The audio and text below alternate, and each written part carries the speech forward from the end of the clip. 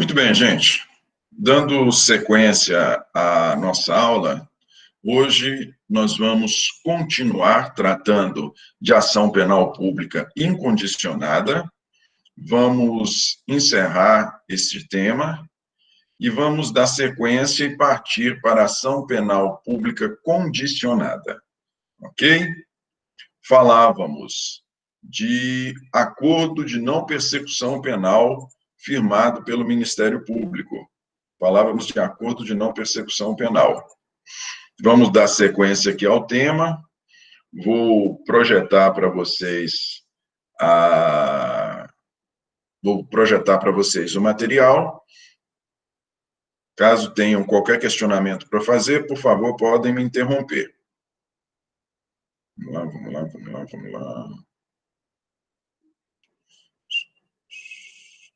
Aqui. De vez em quando eu apanho nesse negócio.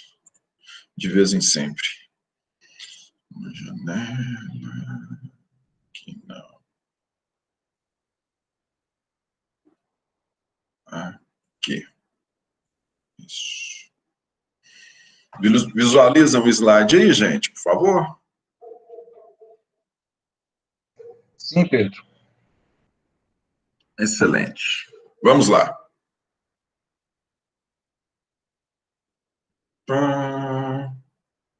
Nós paramos aqui no parágrafo 3º.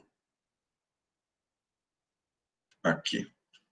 Parágrafo 3º, falando de acordo de não persecução penal.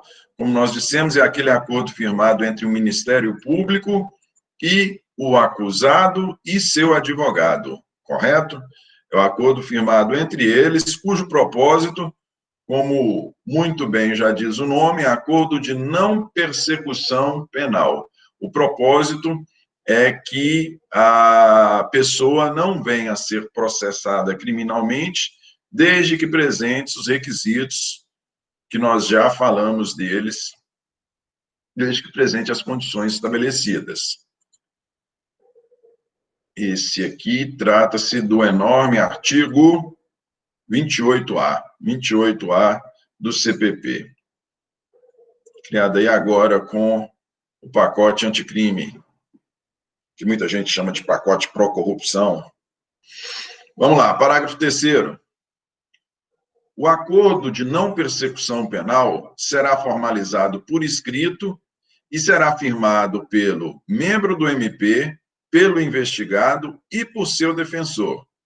Então, vejam vocês que participam do ato, ele é reduzido a escrito, e participam do ato, né? Um acordo que se faz entre o MP, que é o titular da ação, é um acordo que se faz entre ele, o investigado e o seu defensor.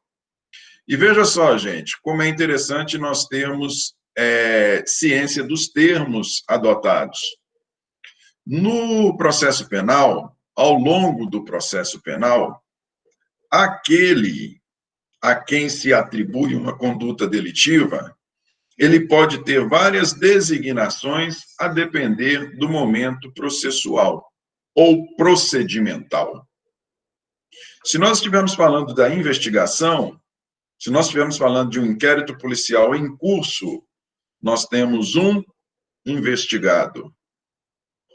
Se o delegado de polícia já responsabilizou o investigado no âmbito do inquérito policial, atribuindo-lhe responsabilidade, ele faz o indiciamento.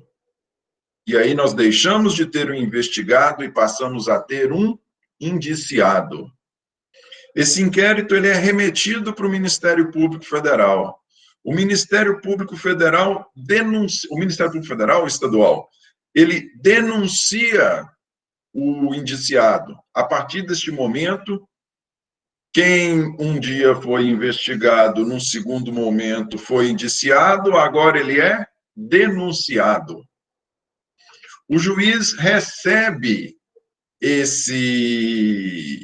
essa denúncia.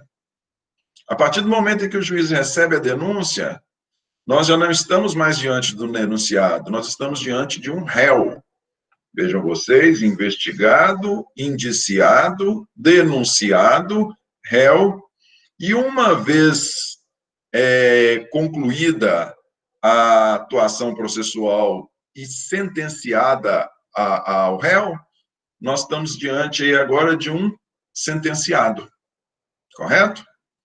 Investigado, indiciado, denunciado, réu, sentenciado. Tranquilo? Vejam que o acordo ele é firmado com o investigado. Nós ainda estamos na fase de investigação. Nem mesmo indiciamento nós temos.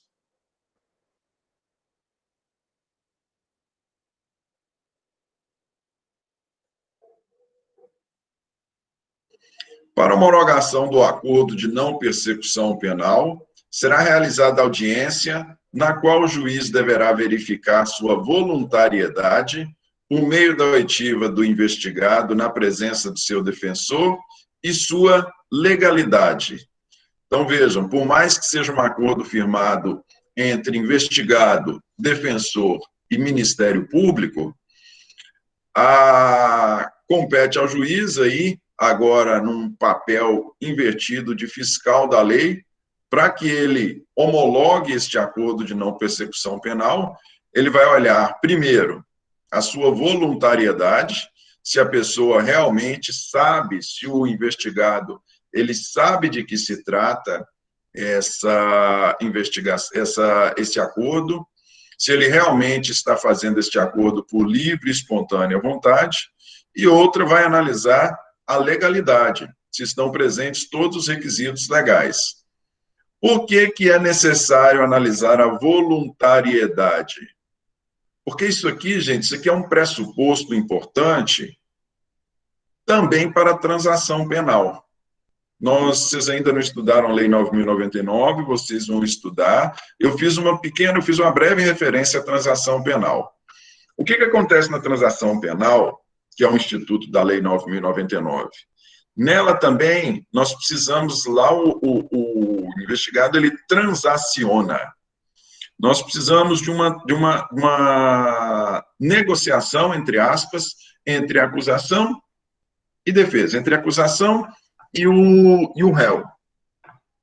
Por que o juiz deve analisar a voluntariedade? O juiz deve analisar a voluntariedade porque, por mais que o acordo de não persecução penal seja bom, e ele o é, já que aqui nós não temos a possibilidade, por exemplo, de aplicação de pena privativa de liberdade mediante acordo, não é? Por mais que o acordo de não persecução penal seja bom, ele limita, ainda que temporariamente, ele limita a obtenção de um novo acordo de não persecução penal. O que eu quero com isso dizer? Suponhamos, tem gente ruim de trabalho em todo canto, né? Suponhamos que o delegado não queira trabalhar, suponhamos que o Ministério Público Federal também não está muito afim de ficar conferindo investigação de polícia, não está muito afim de exercer o seu papel de fiscal, de fiscalização externa da atividade policial, sem ter nenhum elemento de prova, chega e chama a pessoa para fazer um acordo de não persecução penal. A pessoa, peraí, já passei pelo delegado, estou aqui diante de um promotor de justiça, vou fazer esse acordo aqui logo, mesmo que eu não tenha responsabilidade, eu vou fazer para me ver livre dessa situação. Ou aquela circunstância em que a pessoa vai fazer o acordo porque é promotor, fica com medo do Ministério Público. Na verdade, a pessoa pode nem dever nada. Se for para a investigação e se for para o processo, não vai conseguir fazer prova contra ela.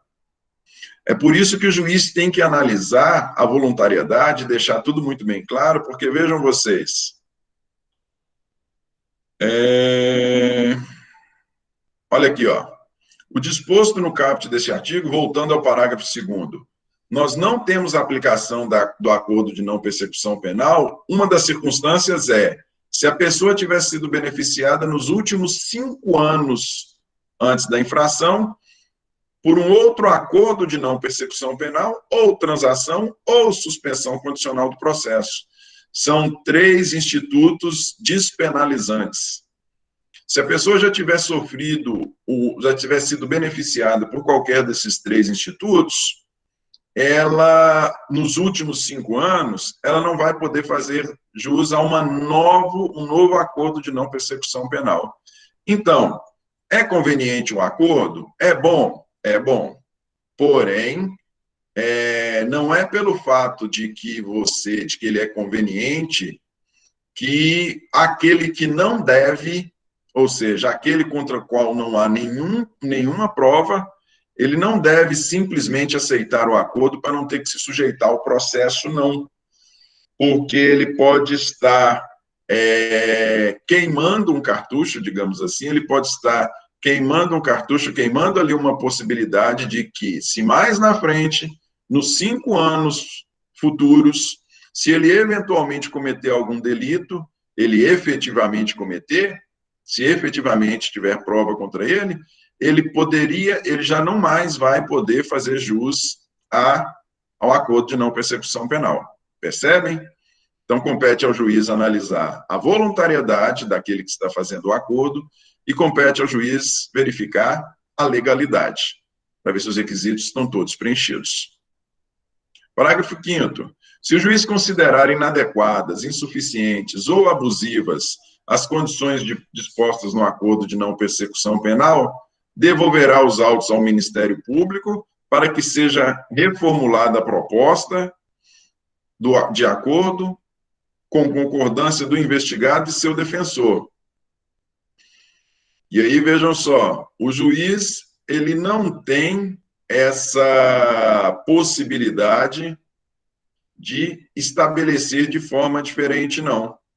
Ele não tem a possibilidade de estabelecer de forma diferente. Quero dizer, se o juiz achar que as condições estabelecidas no acordo de não persecução penal são inadequadas, insuficientes ou abusivas, já que o acordo ele se faz entre Ministério Público e defesa, né, entre Ministério Público, investigado e seu defensor, se o juiz entender que as condições são inadequadas, insuficientes ou abusivas, ele não pode entrar no mérito, ele pode simplesmente não homologar num primeiro momento e devolver para o Ministério Público para que ele reformule,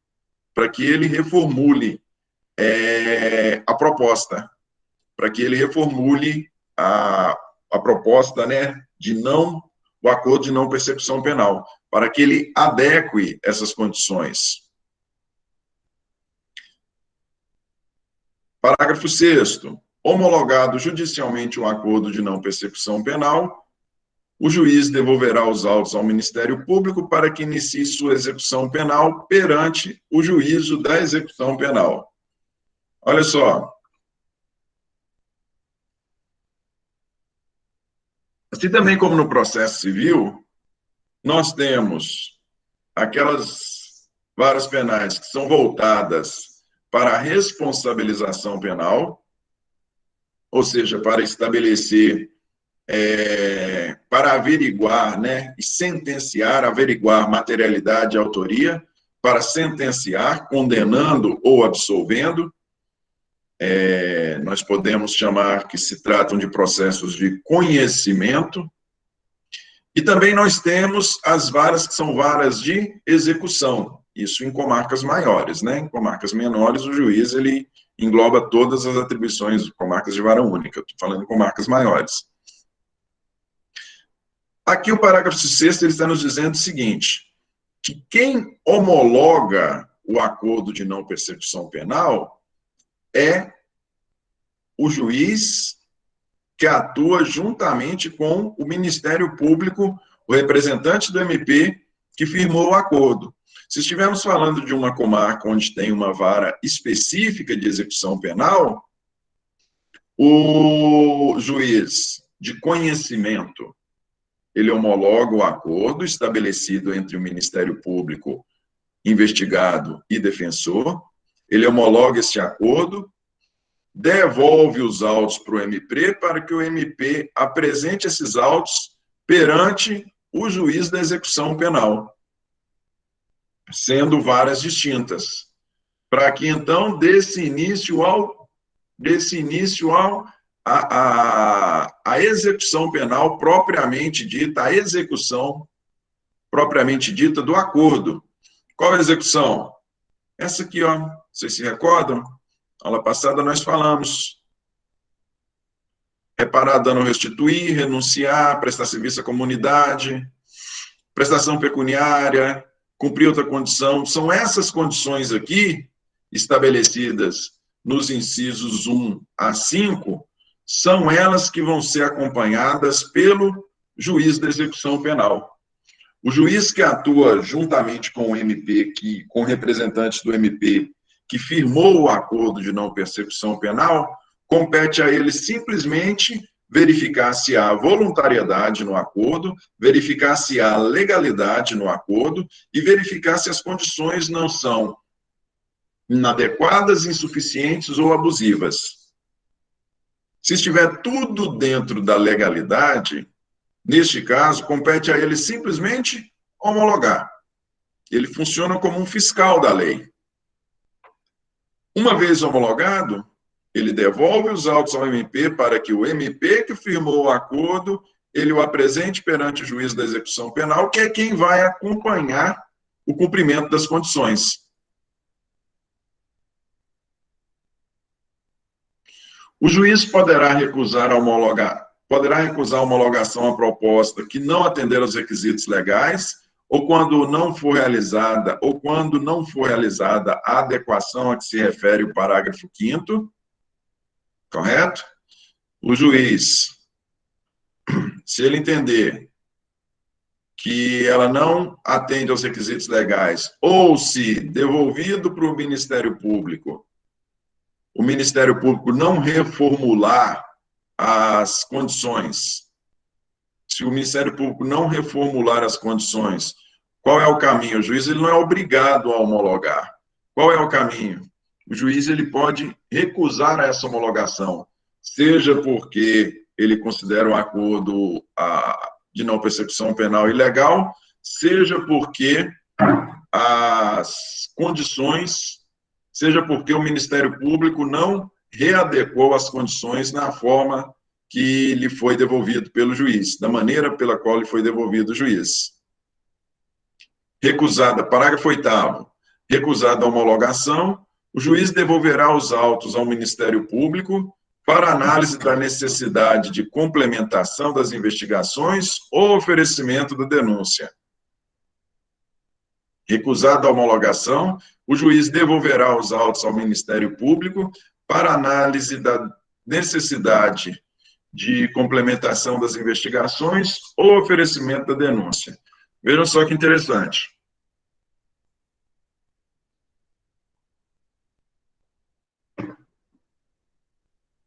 Se o juiz não homologar o acordo de não persecução penal, se o juiz não homologar, ou por entendê-lo ilegal, né, não cabível, ou por entender que as condições, como acabamos de dizer, que não foram corrigidas pelo MP, são inadequadas, insuficientes ou abusivas, o que o juiz faz? Ele devolve os autos para o Ministério Público para que o Ministério Público ou peça complementação das investigações, vejam vocês, nós nem precisamos, trata-se apenas de um investigado, nós não precisamos de provas contundentes contra ele para que seja realizado o acordo de não persecução penal. Eu já tive vários inquéritos em andamento lá depois do pacote anticrime, em que o Ministério Público, o inquérito está em andamento, nós ainda não temos o conjunto probatório todo formado, como deveria ter, mas o Ministério Público pediu o inquérito policial para ver se firma um acordo de não persecução penal. Nós ainda não sabemos nem se o Estado vai ter competência, se o Estado, não vamos falar de competência não, porque competência é critério de determinação de jurisdição. Nós não sabemos nem se o Estado vai ser eficiente a ponto de conseguir provar materialidade e autoria, mas ainda assim, mesmo assim, nós já temos o Ministério Público tentando firmar um acordo de não persecução penal. E olha só para vocês verem, o negócio pode ser tão, podemos dizer assim, calcado, ele pode ser tão calçado em uma prova precária, este acordo, que, não havendo a sua homologação, o juiz devolve os autos para o Ministério Público. Se as provas já estivessem todas redondinhas, não precisava de complementação de diligência, não. Não precisava de complementação de investigação, não. Compreendem? O juiz vai devolver para o MP e aí o MP vai ver se já dá para oferecer a denúncia, se já dá para propor a ação desde já, ou se vai precisar de complementação de investigação. De repente, ainda se faz necessário devolver para a polícia complementar investigação para ter elemento de prova para propor ação penal. Agora, vejam vocês que temerário. Vejam vocês que temerário. Não sei se concordam comigo. O Ministério Público vai estabelecer para mim, repara o dano, restitui a coisa, renuncia voluntariamente os bens, presta serviço à comunidade,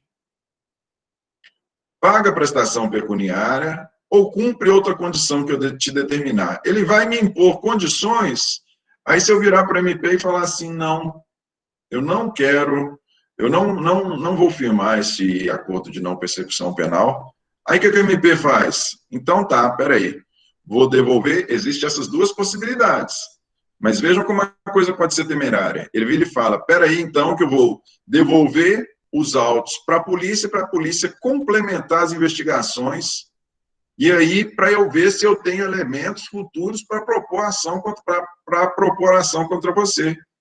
Ué, doutor, mas peraí, você está querendo que eu aceite penas restritivas de direito sem ter a certeza que eu sou responsável?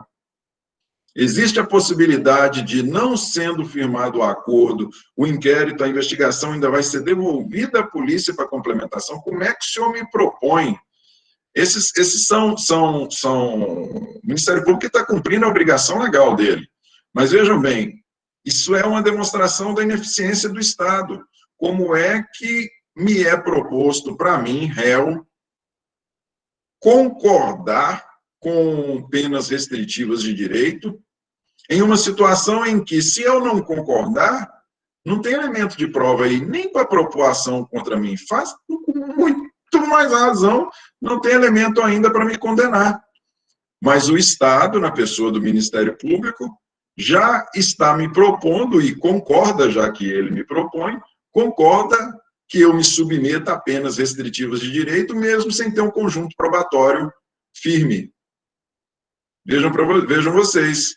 Mas isso é resultado, no meu entender, isso é resultado de uma busca de agilidade na prestação jurisdicional, mas acaba que nós temos uma prestação jurisdicional que, por vezes, pode não se dar com justiça. Correto? Deixa eu ver aqui. Estão me ouvindo aí direitinho, gente? Sim, Pedro. Beleza. Detalhe, quando você falou aqui no artigo 7º que o juiz poderá recusar a homologação, essa recusa ela tem que ser fundamentada? Toda decisão judicial tem que ser fundamentada, né? É até um mandamento constitucional. Ele tem que, no mínimo, até mesmo porque, sendo o acordo um poder, né? Um poder do Ministério Público, ele tem essa faculdade, ele vai ter que, sim, toda vez que nós estamos diante de uma homologação, é até interessante você falar isso. A homologação precisa de muito menos fundamentação do que a rejeição. Vejam vocês, a homologação ela precisa de muito menos fundamentação do que a não homologação, porque, na verdade, esse é um acordo firmado pelo Ministério Público, via de regra, espera-se que o MP, na condição de parte imparcial, na condição de eterno fiscal da lei, espera-se que o Ministério Público sempre prime pela legalidade. Então, se eventualmente o juiz discordar do acordo proposto e discordar das condições, ou discordar das condições, ou entender que está presente uma daquelas impropriedades lá, ou entender que não há voluntariedade, ele vai ter sim que fundamentar, até mesmo por mandamento constitucional, na verdade, todas as decisões têm que ser fundamentadas, umas mais, outras menos. Isso me chamou a atenção porque é o seguinte, ele fundamentando a recusa, ele não estaria criando ou sugerindo cláusulas para o acordo, e aí violaria o parágrafo 5º? Não, mas é porque o momento já passou. O momento já passou. O juiz ele tem dois momentos. No primeiro momento, chegou para ele o acordo para ser homologado. Se ele considerar inadequada, insuficiente ou abusiva, o que ele faz? Ele devolve para o MP. MP, isso. Mas ele tem que devolver estão inadequadas, insuficientes ou abusivas.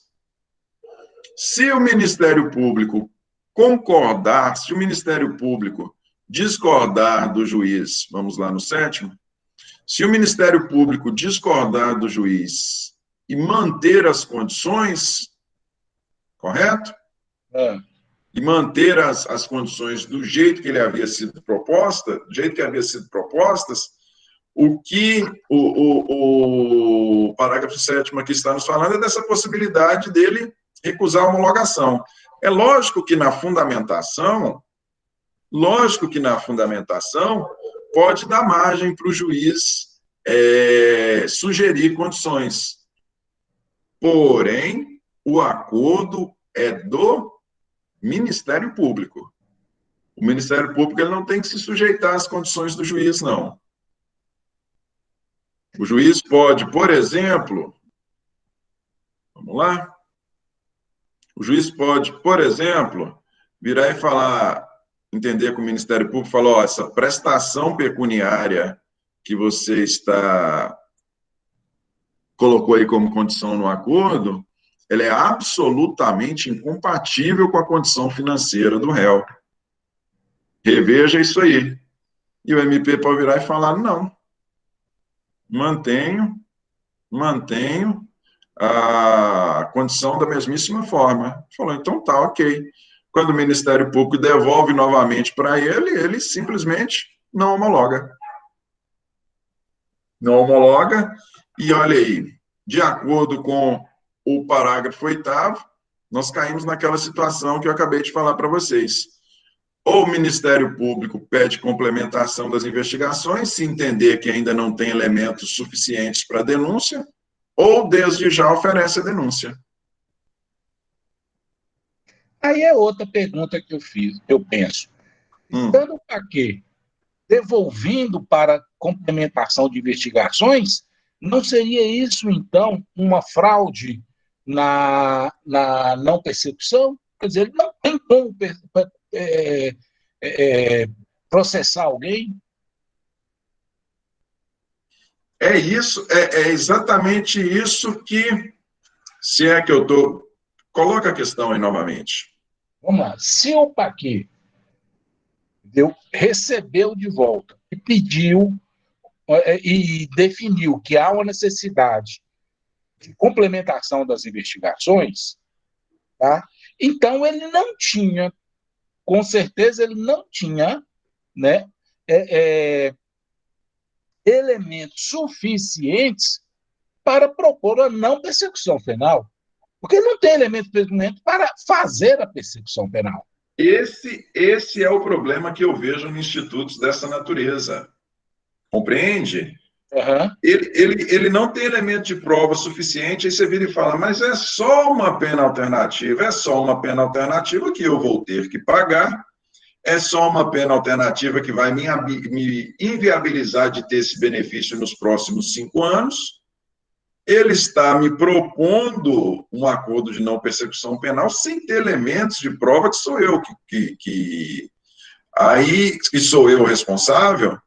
Mas aí ele fala, não, mas aí você tem a certeza que não vai ter pena privativa de liberdade, mas eu posso não dever. E Se seria eu um não plano. dever, você está vendo? Ó, eu te digo que isso aqui ainda é menos ruim do que a transação penal. Transação penal, quando vocês forem estudar, vocês vão ver que no juizado especial criminal, nós não temos nenhum inquérito policial. Isso aqui pode se dar no meio do inquérito. Beleza? Isso aqui pode se dar no meio do inquérito policial. Ou pode ser até mesmo que nós já tenhamos o inquérito concluído. Nós temos uma base probatória mínima. Na transação penal, em que também nós temos a ação sugeridas penas restritivas de direito, também é um acordo firmado entre Ministério Público e defesa. Na transação penal, que é para os crimes de menor potencial ofensivo, nós temos só um TCO. O que é TCO? Termo circunstanciado de ocorrência. É uma folha. Nós só temos uma folha com a descrição do fato, indicando quem é autor, quem é réu, ponto. Não tem mais nada, não. E aí você, réu, com medo da justiça, você, defesa, com medo da justiça, você fala, não, peraí, deixa eu firmar essa transação, deixa eu transacionar logo aqui, e assumir o meia-culpa, porque se eu for para o processo, minha pena pode ser maior, eu posso ter pena, eu vou ter que contratar advogado, não sei o quê, deixa eu aceitar desde já a transação. Só que qual é a inconveniência? Igual eu sempre brinco quando a gente fala de a pessoa aceitar a transação, se ela não efetivamente dever. Ou ainda que devendo, se não for possível fazer prova contra ela, porque nada impede, nós precisamos de prova, né? Não basta a pessoa chegar e falar, sou eu o responsável. Nós precisamos de prova para responsabilizar uma pessoa penalmente. Qual é o inconveniente, se nós estivermos diante de uma situação dessa? Todos nós que dirigimos, todos nós estamos sujeitos a causar uma lesão corporal culposa no trânsito, se aceita uma transação penal sem dever, aí, saindo lá do fórum, você pega saindo lá do fórum, você pega seu carro, atropela uma pessoa ali, causa uma lesão corporal culposa, é crime sujeito a juizado, é possível ter transação penal, só que agora você não vai ter mais direito à transação penal, porque você concordou com um que você nem devia, mas você concordou para você não ter o incômodo do processo, você concordou para não ter que pagar advogado. Compreendem? Então, esses institutos despenalizadores são importantes? São importantes. Só que eles têm que estar calcados, eles têm que estar calçados em um mínimo de prova. Porque senão fica muito fácil para a acusação. Isso é para bandidão, né? Porque para pessoa normal que se discute a culpa, não é o instituto adequado, tem que ficar esperto. Pois é. Seguindo. A vítima será intimada da homologação de acordo de não persecução penal e de seu descumprimento. A vítima será intimada da homologação do acordo de não persecução penal e de seu descumprimento. A importância aqui para a vítima, em especial, é se tiver sido firmado, tivesse sido estabelecido condições de reparação do dano. Está vendo? Se tiverem sido estabelecidas condições de reparação de dano. Então, daí a importância dela ser cientificada de que foi estabelecido um acordo de não persecução penal. Parágrafo 10. Descumpridas quaisquer das condições estipuladas no acordo de não persecução penal, o Ministério Público deverá comunicar ao juízo, para fins de rescisão, e posterior oferecimento da denúncia. Então, descumpridas quaisquer condições estipuladas no acordo de não persecução penal, o Ministério Público deverá comunicar ao juiz para fins de rescisão e posterior oferecimento da denúncia. Caso a pessoa não cumpra as condições firmadas, nós temos aí a rescisão do acordo, devolução dos autos ao MP para oferecimento de denúncia. E agora aqui interessante é o seguinte, vamos ver aqui nos parágrafos seguintes se não há essa previsão, mas creio que não. É óbvio que se esse acordo de não persecução penal foi firmado no meio ou no início de uma investigação, quando nós ainda não temos elemento de prova suficiente, quando ainda nós não temos informações suficientes, se ele foi firmado em qualquer desses momentos e, tendo sido firmado, quando da sua execução ele foi descumprido, suas condições foram descumpridas, neste caso nós temos a sua rescisão, e aí o parágrafo 10, ele já fala, temos a sua rescisão e oferecimento de denúncia. Mas é óbvio que se a investigação estiver no começo, no início, ou na metade, quando foi firmado o acordo, nós não vamos ter elemento de prova para oferecimento de denúncia. Aí nós vamos precisar de mais diligências por parte do Ministério Público ou da Polícia. O descumprimento do acordo de não persecução pelo investigado também poderá ser utilizado pelo Ministério Público como justificativa para eventual não oferecimento de suspensão condicional do processo. Suspensão condicional do processo, acho que nós já falamos dela, é um outro instituto desencarcerizador, voltado aí para a não aplicação de pena privativa de liberdade. São 3 institutos aí, pelo que nós vimos, né? Transação penal, acordo de não persecução penal e suspensão condicional do processo. O descumprimento faz com que a pessoa pode ser utilizada pelo Ministério Público para que ele não seja beneficiada com a suspensão condicional do processo. Quando? Neste mesmo processo. Porque, na verdade, olha só, o acordo de não persecução penal, ele se dá no transcurso da investigação, correto? A suspensão condicional do processo, ela já se dá no âmbito processual. Todos dois são institutos desencarcerizadores. Todos dois têm por propósito que o acusado não receba pena privativa de liberdade. O que o parágrafo 11 está dizendo? Está falando, olha, caso a pessoa, no curso da investigação, firme um acordo de não persecução penal e, firmado este acordo de não persecução penal, se essa pessoa, se o investigado vir a descumprir as suas condições e nós tivermos a rescisão dele, quando, na sequência, nós vamos ter a denúncia e, no transcurso da ação penal, ele não vai ter direito à suspensão condicional do processo, não. Neste mesmo processo, não. Correto? Funciona como um impeditivo para que seja concedido este novo benefício para o agora réu, né? No primeiro momento ele era investigado, agora réu.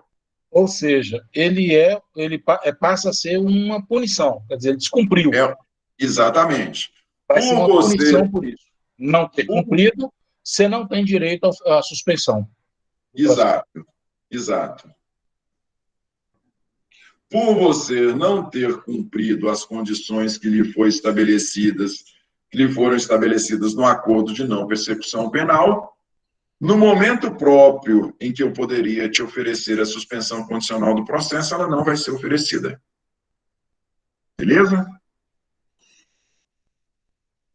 A celebração, e aí olha só para vocês verem que O direito tem muitas nuances. O descumprimento do acordo de não persecução penal, e ainda falando do parágrafo 11, o descumprimento do acordo de não persecução penal, ele pode impedir que seja oferecido ao réu a suspensão condicional do processo, ok?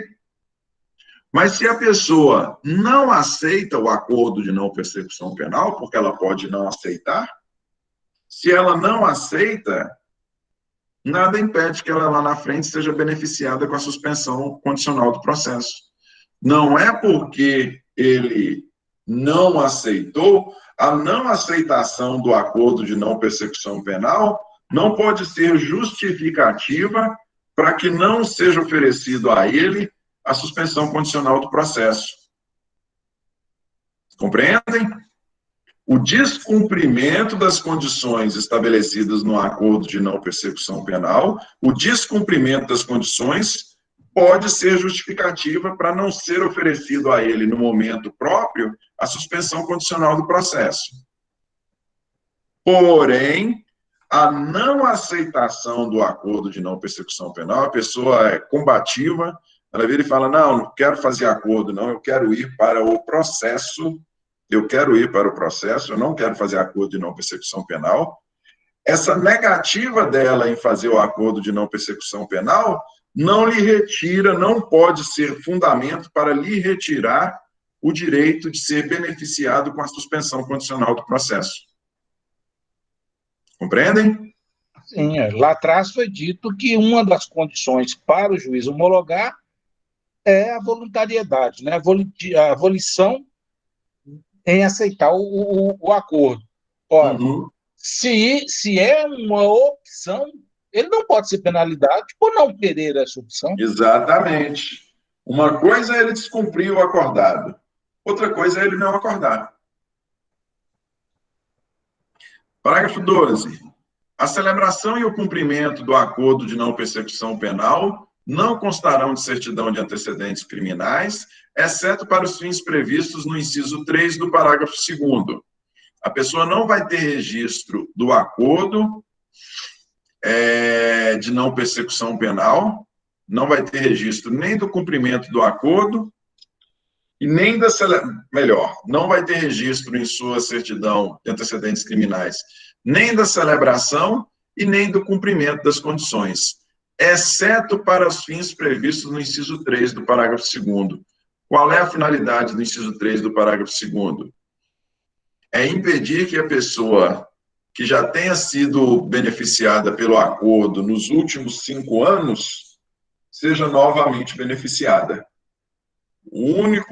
A única finalidade, o único propósito de se constar, o único propósito para existir este registro na justiça, o único propósito é para que a pessoa não seja beneficiada novamente pelo acordo de não persecução penal nos 5 anos vindouros.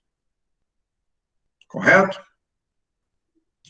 Cumprido integralmente o acordo de não persecução penal, o juiz competente decretará a extinção da punibilidade. Parágrafo 14. Cumprido, extingue-se a punibilidade. Parágrafo 14. No caso de recusa, por parte do Ministério Público, em propor o acordo de não persecução penal, o investigado poderá requerer a remessa dos autos ao órgão superior na forma do artigo 28 deste Código. Então, vejam vocês, é aquela mesma situação, se a gente for lá vamos ver se nós localizamos o 28 aqui, é o encaminhamento, no caso, a mesma postura que se adota no arquivamento, aqui. Ordenado o arquivamento do inquérito policial ou de quaisquer elementos informativos de mesma natureza, o órgão do Ministério Público comunicará à vítima, ao investigado e à autoridade policial e encaminhará os autos para a instância de revisão criminal para fins de homologação na forma da lei. Então, olha só para vocês verem. O artigo 28, ele fala dessa obrigação do Ministério Público de encaminhar os autos para um órgão superior do próprio MP, para que esse órgão superior reafirme o arquivamento, correto? Que é benéfico, por óbvio que é benéfico ao investigado, para que ele reafirme este arquivamento. Por outro lado, o que vocês visualizam aí o slide?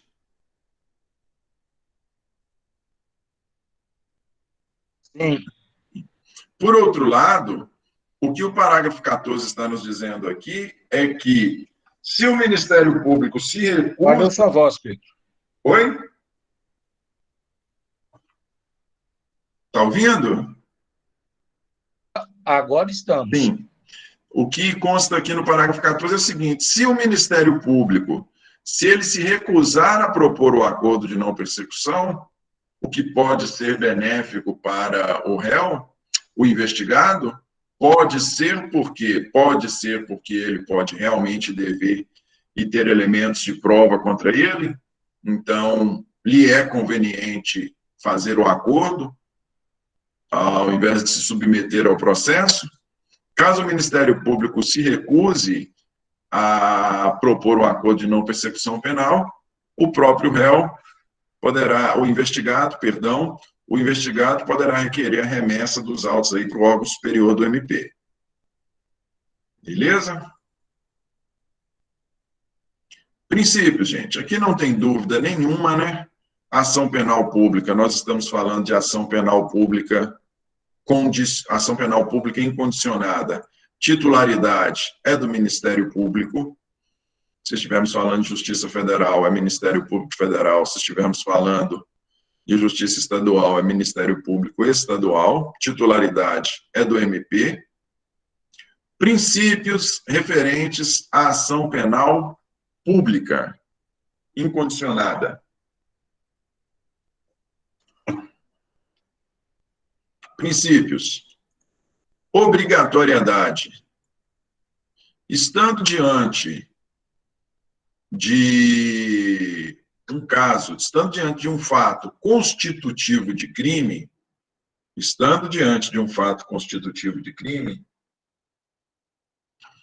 e estando minimamente demonstradas materialidade e autoria, o Ministério Público ele não tem a faculdade de propor ou não propor a ação, não. Ele tem a obrigação de propor a ação. Por isso que se fala de princípio da obrigatoriedade.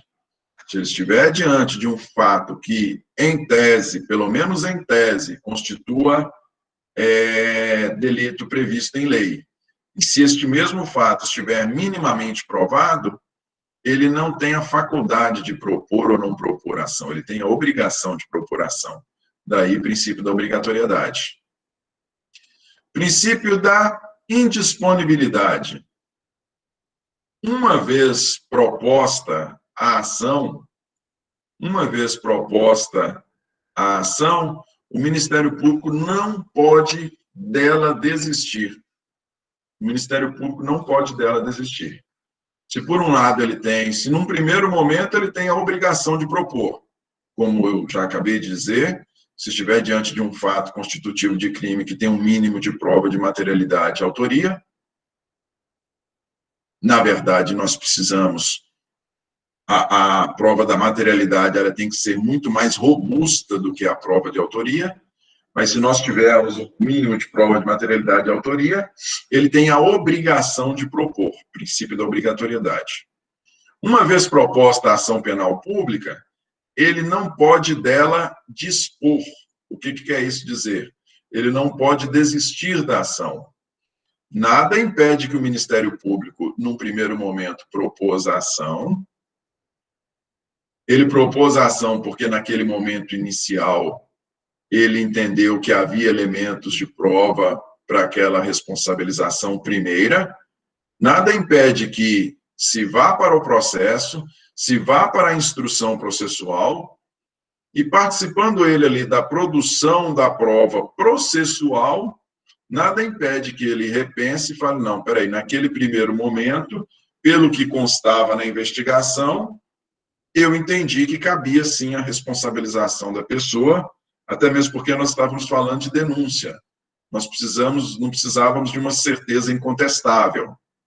Só que, passada a instrução processual, eu percebi que não era bem aquilo que constava na investigação.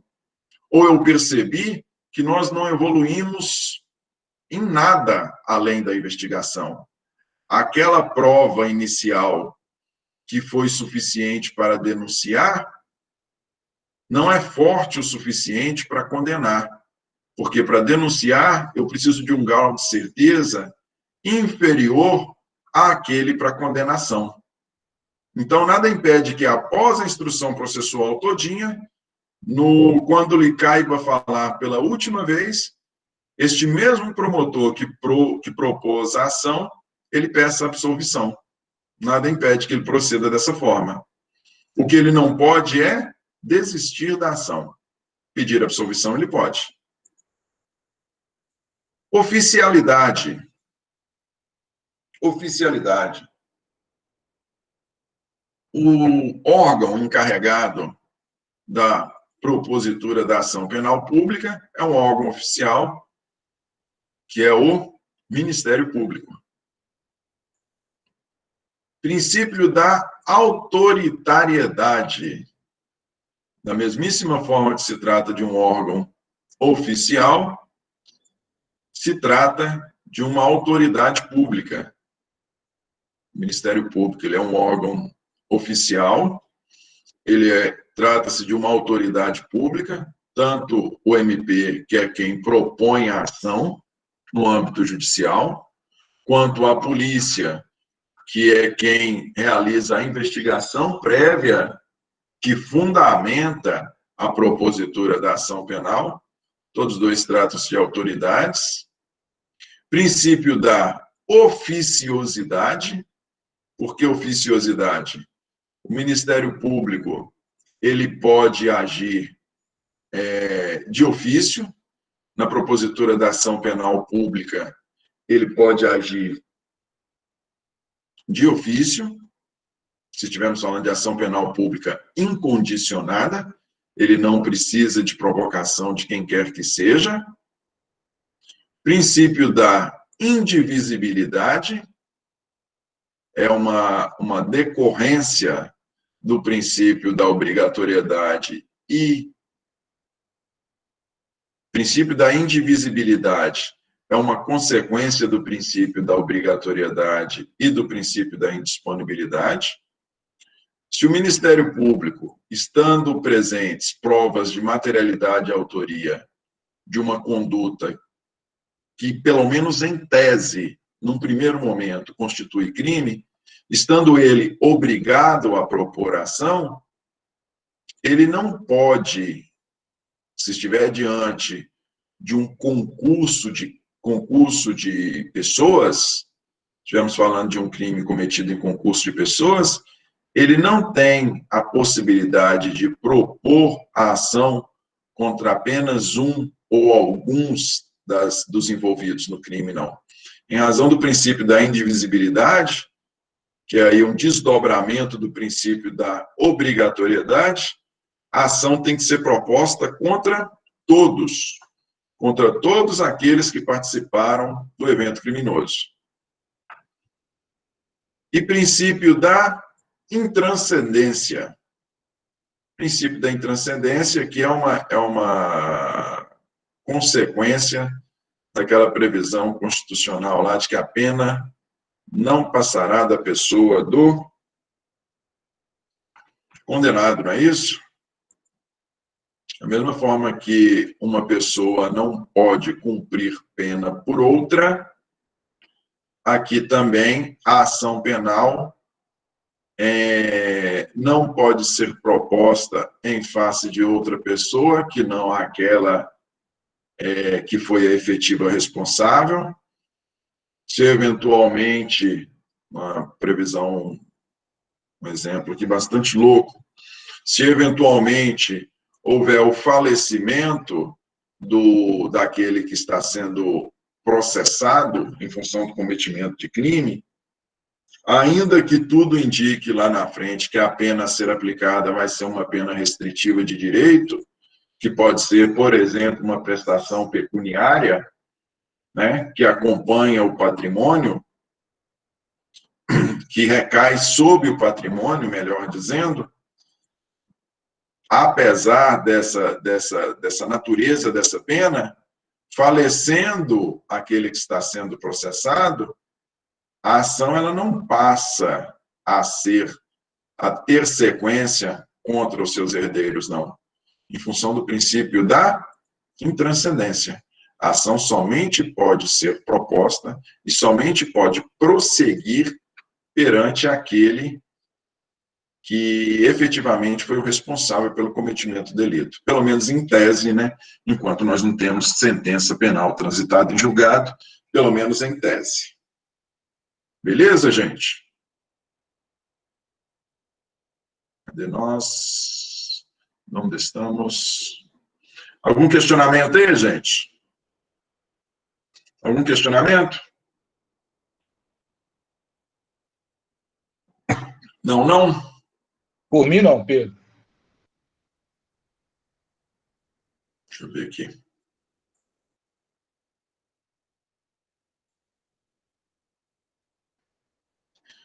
Vamos falar aqui, pelo menos, da ação penal condicionada à representação. Se não der tempo de falar de requisição, nós falamos pelo menos da de representação. Nós temos 15 minutinhos.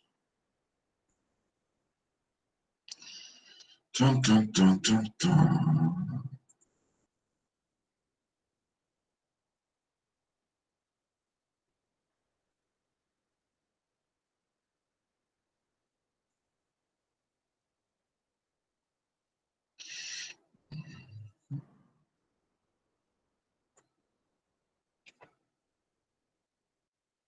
Visualizam aí a ação penal pública condicionada?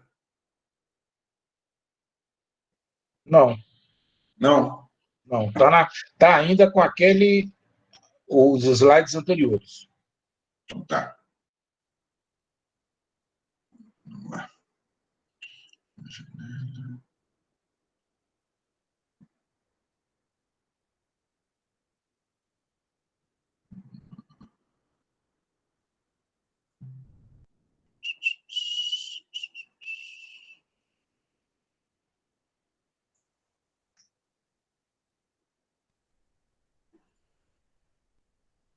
Agora sim, ação penal pública condicionada? Sim. Beleza, vamos lá. Conceito de ação penal pública condicionada. Esse conceito é do Fernando Capês, gente. É aquela cujo exercício se subordina a uma condição.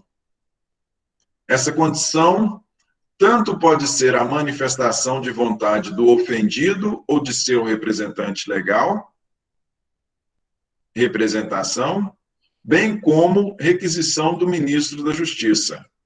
Mais uma vez, é aquela cujo exercício se subordina a uma condição.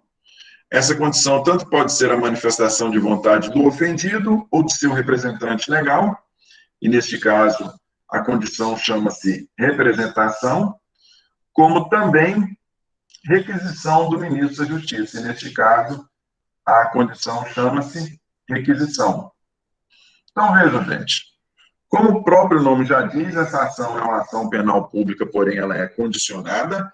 Essa condição pode ser de duas naturezas, ou representação do ofendido ou seu representante legal, ou requisição do ministro da Justiça. E aí eu chamo a atenção de vocês para essa primeira frase aqui, ó. É aquela cujo exercício se subordina a uma condição. Cujo exercício se subordina a uma condição. O que quer isso dizer?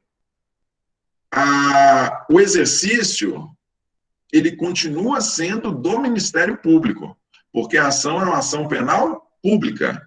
Quem exerce, o titular da ação penal, ele continua sendo o Ministério Público. O que nós temos aqui é que essa manifestação ela está condicionada, a propositura da ação por parte do Ministério Público, ela está submetida a uma condição. Que condição é essa? Manifestação de vontade do ofendido ou seu representante, trata-se de uma representação, ou requisição do ministro da Justiça. Natureza jurídica da representação, gente. A representação ela é uma condição de procedibilidade. A representação é uma condição de procedibilidade. Sem ela, sem esta representação, quando nós estivermos falando de uma ação penal pública condicionada, sem a representação, por mais que a ação ainda continue sendo de titularidade do Ministério Público, sem essa representação, ele não pode atuar, ele não pode propor a ação. Quem são as pessoas que realizam essa representação? A previsão está lá no Código de Processo Penal. Vamos lá, 24, parágrafo 1º.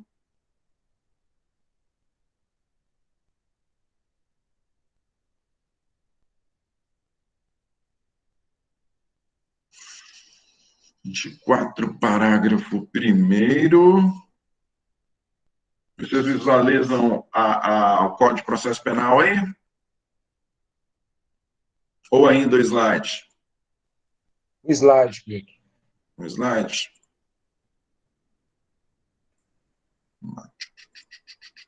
A procedibilidade, então, seria a condição da ação, né?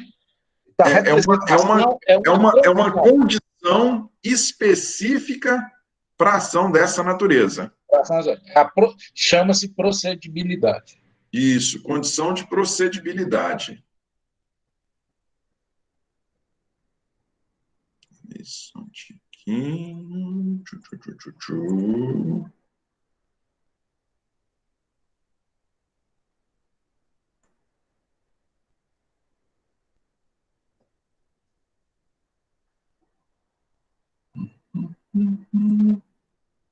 Aqui.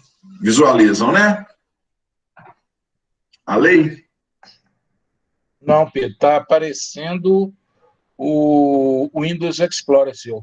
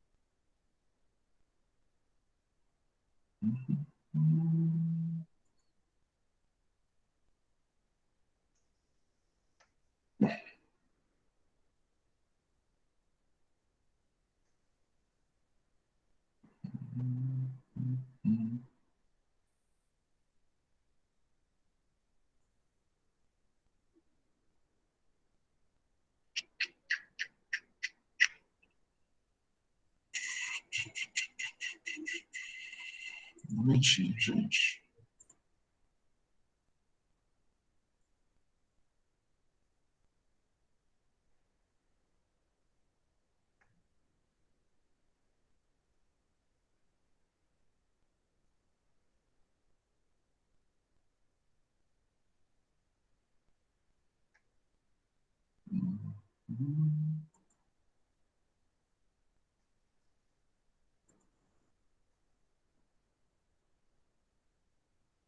Ainda continua o Explorer, né?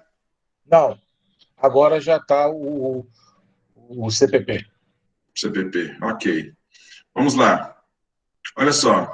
Nos crimes de ação pública, esta será promovida por denúncia do Ministério Público, mas dependerá, quando a lei o exigir, de requisição do ministro da Justiça ou de representação do ofendido ou de quem tiver oportunidade, qualidade de representá-lo. Então, vocês vejam aí que nós temos a representação, ela pode ser feita por parte do próprio ofendido, ou se este ofendido caso esse ofendido tenha um representante legal, pode ser feita também por este representante. No caso de morte do ofendido ou quando declarado ausente por decisão judicial, o direito de representação passará para o cônjuge, ascendente, descendente ou irmão. Então, falecendo o ofendido ou sendo ele declarado ausente por decisão judicial, a representação, que a princípio seria apenas dele ou de seu representante, esse direito de representação passa para o seu cônjuge, ascendente, descendente ou irmão. Aqui é importante nós citarmos um artigo aqui, que nós tivemos uma alteração no Código Civil, e essa alteração não foi repassada, 39, 33 e 40. Só um pouquinho. Está falando do 33, né? 39, 33 e 40. Olha lá, 39. O direito de representação poderá ser exercido pessoalmente ou por procurador com poderes especiais, mediante declaração, escrita ou oral feita ao juiz, ao MP ou à autoridade policial. Então, pode ser feito tanto pessoalmente, quanto por procurador com poderes especiais, poderes específicos para o ato dessa natureza, específicos para a realização da representação. E, mais uma vez, a representação pode ser feita perante o juiz,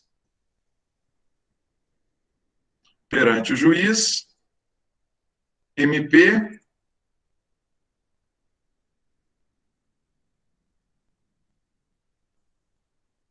perante o juiz, MP ou autoridade policial.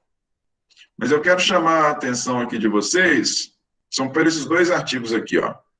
Eles dizem respeito, o 33 e o 34, eles dizem respeito ao direito de queixa, que é um direito da ação penal privada, porém eles se aplicam analogicamente à ação penal pública condicionada à representação. São normativos que se referem ao direito de queixa, mas que é a ferramenta de início da ação penal privada, mas também se aplicam à representação, que é a manifestação primeira do ofendido ou seu representante. O que fala o 33? Se o ofendido for menor de 18 anos, ou mentalmente enfermo, ou retardado mental, e não tiver representante legal, ou colidirem os interesses deste com os daquele, o direito de queixa poderá ser exercido por curador especial, nomeado, de ofício ou a requerimento do MP, pelo juiz competente para o processo penal. E aí eu chamo a atenção, vendo vocês, se for menor de 18 anos, ou caso não disponha, né, de representante legal, porque se ele tiver representante legal, quem vai apresentar a representação, como eu disse para vocês, aqui fala de queixa, mas da mesma forma se aplica a representação. Se for menor de 18, quem vai apresentar a representação, quem tem titularidade para apresentar, poder para apresentar, é aquele que representa o menor. Porém, se nós tivermos uma situação em que os interesses colidam, de repente o autor do crime é exatamente o seu representante, né? De repente nós podemos estar falando de um menor de 18 anos e o autor do delito é exatamente o representante dele. Neste caso, o direito de representação poderá ser nomeado um curador especial, ou mesmo o curador especial nomeado de ofício ou a requerimento do Ministério Público para esse específico propósito. Mas aí eu quero chamar a atenção de vocês para um outro artigo aqui, ó. O Código de Processo Penal ele é muito antigo, e por ser muito antigo, ele tem alguns dispositivos que estão tacitamente revogados. Um desses dispositivos é o artigo 34. Olha o que consta do 34. Se o ofendido for menor de 21 e maior de 18, o direito de queixa poderá ser exercido por ele ou por seu representante. Como eu disse para vocês, o dispositivo se refere à ação penal privada, fala em queixa, porém aplica-se analogicamente à ação penal pública condicionada à representação, ou seja, o dispositivo também se aplica à representação. Se for menor de 21 ou maior de 18, tanto ele, pela regra aqui do artigo 34, tanto o representante quanto o menor, tanto um quanto o outro, podem realizar o ato de representação. Esse dispositivo aqui, ele está tacitamente revogado pelo novo Código Civil. O novo Código Civil, vocês já viram isso? O novo Código Civil, lá no artigo 5º, ele estabelece que a menoridade cessa aos 18 anos completo, quando a pessoa fica habilitada para a prática de todos os atos da vida civil, dentre eles, a sua própria representação, dentre eles, o exercício da representação. A pessoa maior de 18 anos, ele pode figurar em juízo, ele pode estar em juízo sem se fazer representar por quem o represente. Então, o que nós temos? Nós temos que, o artigo 34, nós temos que desconsiderá-lo e entender que, se for menor de 18 anos, o direito de representação somente pode ser exercido se for menor de 18 anos, o direito de representação somente pode ser exercido pelo representante. Se for maior de 18, o direito de representação somente pode ser exercido pelo próprio ofendido. Esse dispositivo do artigo 34, que fala em maior de 18 e menor de 21, a queixa poder ser exercido por um ou por outro, esse artigo 34 está tacitamente revogado. Ok, gente? Infelizmente, não vai ser possível. Lei mais nova Nós revoga a lei anterior, não é isso? aqui. Oi? Lei mais nova revoga a lei anterior, não é isso? Isso. Aqui nós temos uma revogação tácita. Artigo 5º do Código Civil, que é 2002. Beleza, gente? Nós damos sequência a partir daqui. Espero falar de ação penal privada e talvez ação civil ex delito. Tudo tranquilo? Está ótimo. Muito obrigado.